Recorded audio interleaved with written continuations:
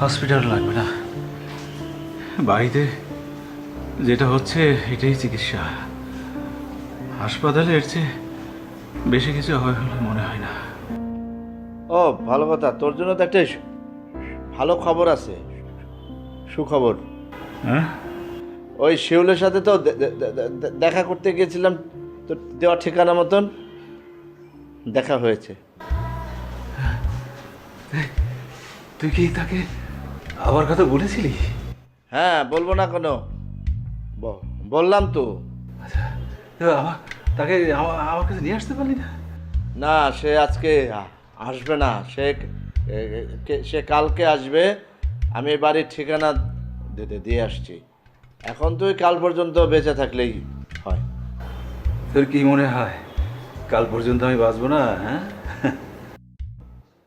হ্যাঁ, এখন তো মনে হয় তুই কাল পর্যন্ত বেঁচে থাকবি, কারণ ওই যে শিউলির কথা বলাতে তোর ভিতরে একটা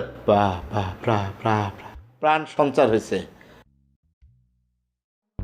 আচ্ছা শোন, ওই তোর প্রেমের গল্পটা শোনা দরকার আমার। ওটা ওটা প্রেমের গল্প না রে, ওটা প্রেমের গল্প না। তাহলে কি, কিসের গল্প? মায়ার গল্প, মায়া। হ্যাঁ, মায়া প্রেমের চাইতেও উন্নত অনুভূতি, অনেক দামি অনুভূতি। এই অনুভূতির জন্যই তো কোনো কালেই আমার প্রেম করা হলো না। আচ্ছা আশফাক, তুই কি ওই মায়া আর প্রেমের পার্থক্যটা বুঝিস? হ্যাঁ, বুঝিস না? প্রেমের একটা শরীর থাকে, কিন্তু মায়ার কোনো শরীর নাই। মায়া হচ্ছে কায়াহীন, কায়াহীন মায়া। আচ্ছা তোর কি মনে হয় শিউলি কি সত্যি সত্যি আসবে? এ বললো তো আসবে। এছাড়া তোর কিন্তু ওষুধ খাওয়ার সময় হয়ে গেছে, ওষুধটা খেয়ে নে।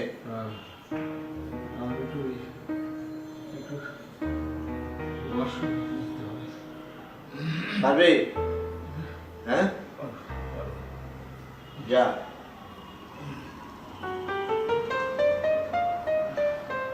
কি রে?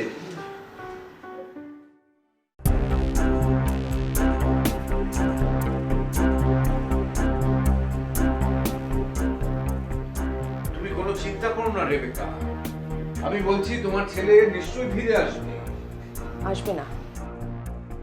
আমার ছেলেকে তো আমি ভালো করে চিনি। এতদিন শাসন করেছো না, এটা সেই শাসনের ফল।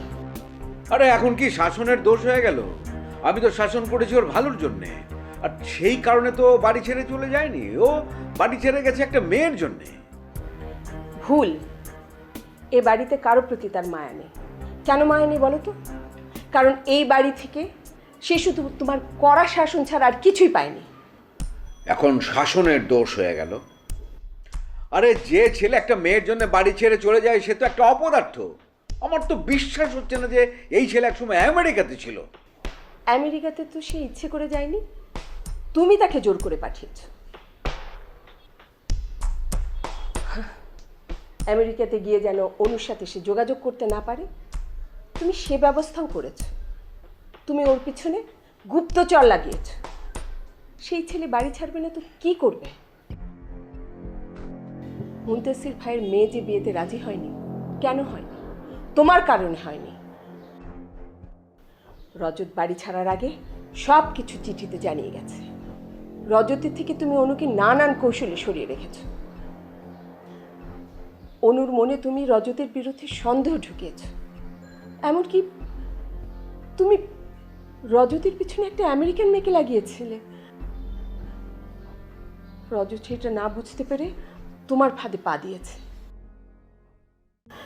এসব তুমি কেন করেছিলে বায়জিৎ? অনুর কাছ থেকে রজতকে দূরে সরাবার জন্যই তো।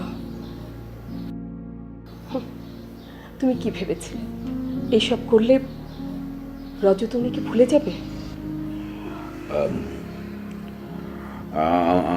আমি ভুল ভুল করেছি। এখন ভুল স্বীকার করে কি লাভ? তুমি তো মুনতাসির ভাইকেও থ্রেট করেছিলে, এখানকার বাড়িটা যেন বিক্রি করে অন্য কোথাও চলে যায়, অনুকে যেন অন্য কারোর সাথে বিয়ে দিয়ে দেয়। তারপর যখন নিজের প্রয়োজন পড়ল তখন তার কাছে গিয়ে হাত পা ধরে মাপ চাইলে। এত কিছুর পরেও অনু তোমার ছেলের বউ হতে রাজি হবে কি করে? আর এটা তুমি ভাবছো কি করে? অনু যা করেছে ঠিক করেছে। বললাম তো আমি আমার ভুল স্বীকার করছি। আমি যা করেছি সবই ভুলই করেছি। এখন তুমি আমাকে বলো যে আমাকে এখন কি করতে হবে। তুমি এখন খুঁজে বার করো রজত কোথায় আছে। যেভাবে পারো তুমি আমার ছেলেকে বাড়িতে নিয়ে আসো। কোথায় কোথায় যেতে পারে আমি তো সমস্ত জায়গায় খোঁজ খবর নিয়েছি, কিন্তু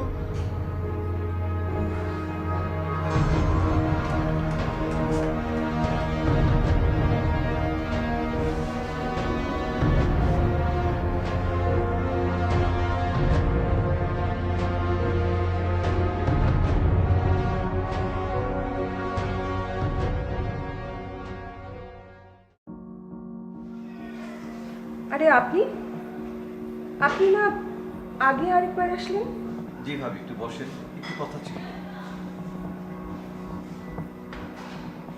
মানে কি কথা? বাজিদ ভাইয়ের সঙ্গে কথা হলো, কিন্তু উনি তো কিছুই করলেন না। আমি শুনেছি আপনি কি বলেছেন, কিন্তু এরকম একটা অদ্ভুত আবদার আপনি কি করে করলেন বলুন তো? বড় বিপদে পড়ে পড়েছি ভাবি। দেখুন, আমরা নিজেরাই এখন অনেক বড় একটা বিপদের মধ্যে আছি। রজত বাড়ি ছেড়ে চলে গেছে, আর বলে গেছে কোনোদিন এই বাড়িতে ফিরবে না।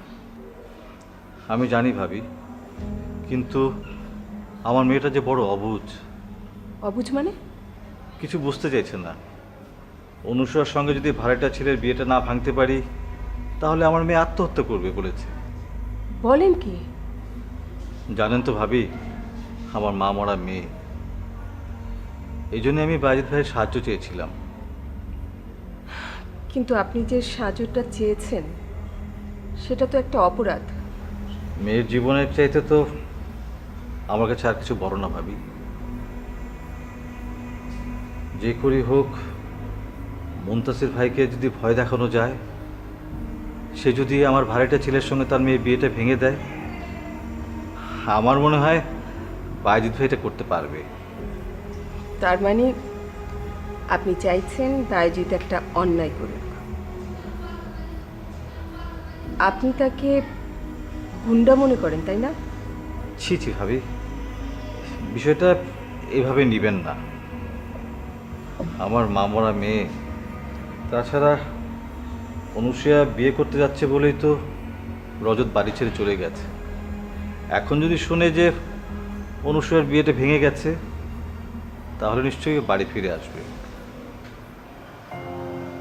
ওয়াজিদ ভাই তো সেদিন হানা কিছুই করলেন না, তাই ভাবলাম আরেকবার আসি। আপনি যদি একটু বুঝিয়ে বলেন।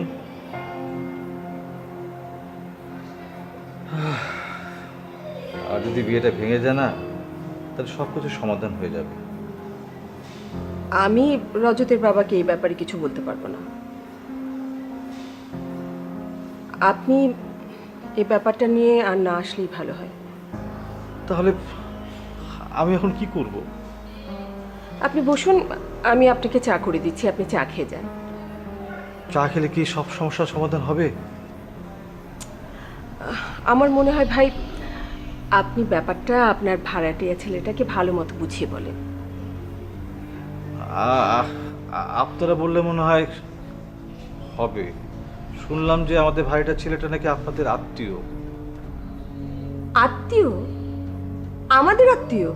কে? ওই যে আদিপ, কাস্টম ডিপার্টমেন্টের ডিটেকটিভ না কি জানি, আমাদের বাড়ি 4 তলায় থাকে। শুনেছি কিছুদিন আগে আপনাদের বাসায় ছিল। আদিপ? হ্যাঁ, ও আমার দুঃসম্পর্কের এক বোনের ছেলে। আচ্ছা আপনি যান বাসায়, আমি আপনাকে পরে ফোন করব। থ্যাংক ইউ ভাবি, থ্যাংক ইউ। আপনি বললে মনে হয় কাজ হবে। প্রতিবেশী হিসেবে তো এইটুকু দাবি করতেই পারি, কি বলেন ভাবি? দেখছি। জি, আসি ভাবি, জি। আসসালামু আলাইকুম।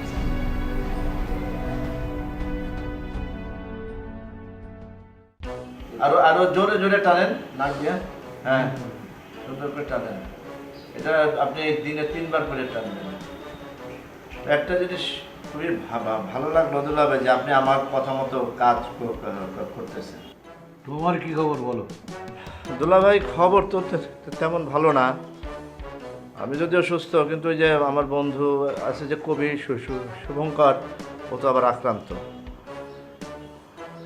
মরে না বাসে ঠিক বোঝা যাচ্ছে না। আমি তো আজকে আসতে চাইনি, পরে যেহেতু অনুর বিয়ের কথাবার্তা হবে চিন্তা করলাম মামা হয়ে না যাই কিভাবে, আসলাম। তো ওই ওই ছেলেকে রজত না আদিপ, তোমার আপা তোমার কিছু বলেনি? দুলা ভাই আমি এখনো বিশ্বাস করতে পারতেছি না যে অনু এই ধরনের একটা ডিসিশন নেবে। আমার কাছে এটা একদম আনএক্সপেক্টেড। আমার মনে হয় আপনারও তাই মত। কিন্তু তোমার আপা তো খুব খুশি। তাই নাকি? ওই আচ্ছা, এখন আজকের প্ল্যানটা কি দুলা ভাই একটু বলবেন? না না, আজকের ওই ছেলে আর তার বাবা আসবে, আমরা একসঙ্গে লাঞ্চ করব, তারপর বিয়ের তারিখ ছেলে মেয়ে ওরাই ঠিক করবে।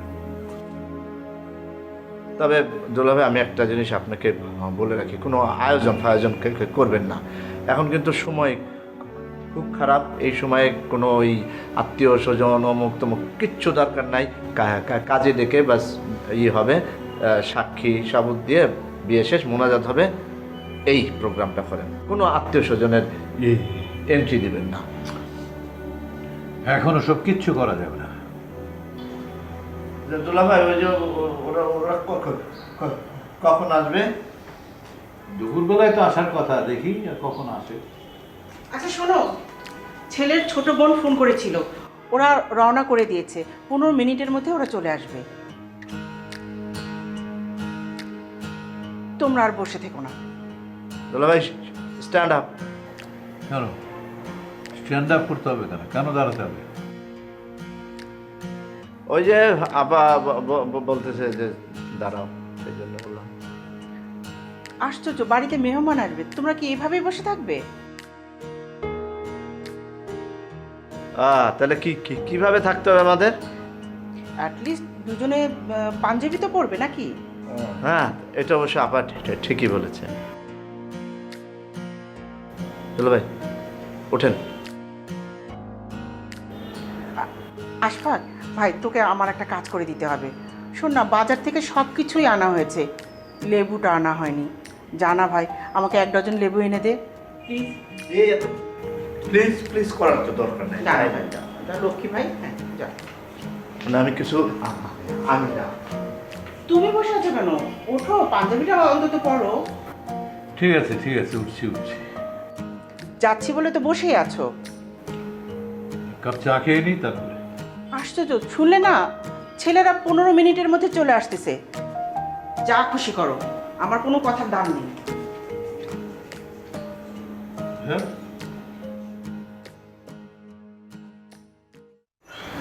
হ্যাঁ, তুমি অত কাছে এসো না শিবু, একটু দূরে বসো।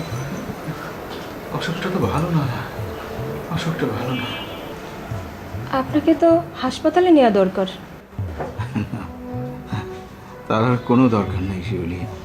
তুমি আমার কাছে আসছো, আমি খুব খুশি হয়েছি। আমার মনের ভিতরে একটা প্রশান্তি আসছে। আপনি তো আমার সাথে অনেক দিন দেখা করেন না। আমি ভাবলাম লোকটার কি হইল, ভালো মন্দ কত কিছুই আপনাকে নিয়ে ভেবেছি। আচ্ছা শিউলি, তোমার কাছে আমার একটা কথা খুব জানতে ইচ্ছে করছে। তুমি কি আমাকে মায়া করো? সত্যি করে বলবে কিন্তু। আমি তো এইটাই অনেক দিন বুঝি নাই। আমার মতো একটা খারাপ বেশ্যা মেয়ের জন্য আপনি এত মায়া দেখাইতেছেন কেন? আপনি তো আমাকে কোনোদিন ছুঁয়েও দেখেন নাই। মায়া কি করো তুমি আমাকে শিউলি? সত্যি করে বলো। তোমার এই সত্যিটা আমার যে খুব জানার দরকার শিউলি। খুব মায়া করি। আপনাকে অনেক দিন না দেখলে বুকের ভিতরটা ছটফট করে। কিন্তু আপনার তো চিকিৎসা দরকার। তুমি আমার কাছে আসছো, আমার আর কোনো চিকিৎসার প্রয়োজন নেই শিউলি। তুমি কি আমার হাতটা একটু ধরবে? একটু ধরে ধরো, একটু ধরো, একটু ধরে থাকো। আচ্ছা, তুমি কি কবি জীবনানন্দ দাশের নাম শুনেছ কখনো? হ্যাঁ, আপনার কাছেই তো শুনেছি। জীবনানন্দ আর আমার মধ্যে অনেক মিল আছে। বেঁচে থাকতে তার কবিতার মূল্য কেউ দেয়নি, আমাকেও কেউ দাম দেয় না। আমার সমস্ত কবিতাগুলো বুঝলে, আমার সমস্ত কবিতাগুলো আমি তোমাকে দিয়ে যাব। ওই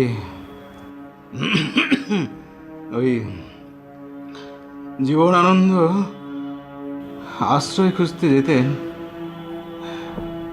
বনলতার কাছে, আর আমি আশ্রয় খুঁজি তোমার কাছে। ওই বনলতাও নাকি তোমার মতোই বেশ্যা ছিল।